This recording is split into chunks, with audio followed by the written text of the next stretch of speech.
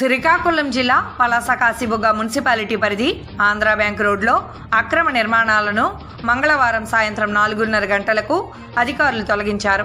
గత కొంతకాలంగా వివాదం పలాస కోర్టులో ఉన్నప్పటికీ స్థానిక సివిల్ జడ్జి ఆదేశాల మేరకు పలాస మున్సిపల్ కమిషనర్ నాగేందర్ ఆధ్వర్యంలో యంత్రాల సహాయంతో ఆక్రమణలు తొలగించారు.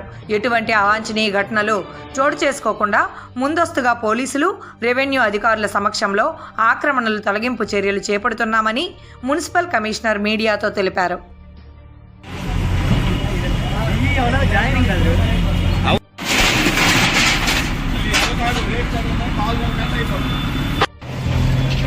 అందరికీ నమస్కారం. నేను మున్సిపల్ కమిషనర్ పలాస కాశీబుగ్గ. నా పేరు నాగేంద్ర కుమార్ అండి.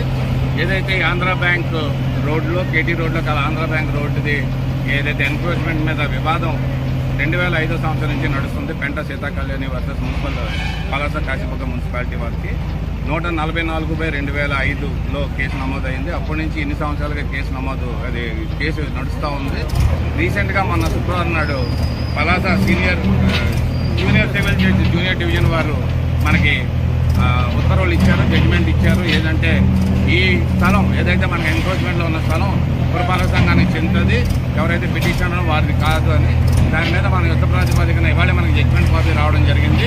ఆ జడ్జిమెంట్ కాపీని పెట్టుకొని మండల రెవెన్యూ అధికారి వారికి, పోలీస్ వారికి, అలాగే ఐపీపీ, ఏపీడీసీఎల్ వారికి తెలియజేస్తూ యుద్ధ ప్రాతిపదికన ఈ నిర్మాణాలన్నీ కూడా తొలగించడం, ఏదైతే ఎన్క్రోచ్మెంట్లు ఉన్నాయో టెంపరీ ఎన్క్రోచ్మెంట్లు కానీ, చిన్న చిన్న బడ్జీలు కానీ, ఇసుక దెబ్బలు కానీ ఇవన్నీ క్లియర్ చేయడం జరుగుతుంది.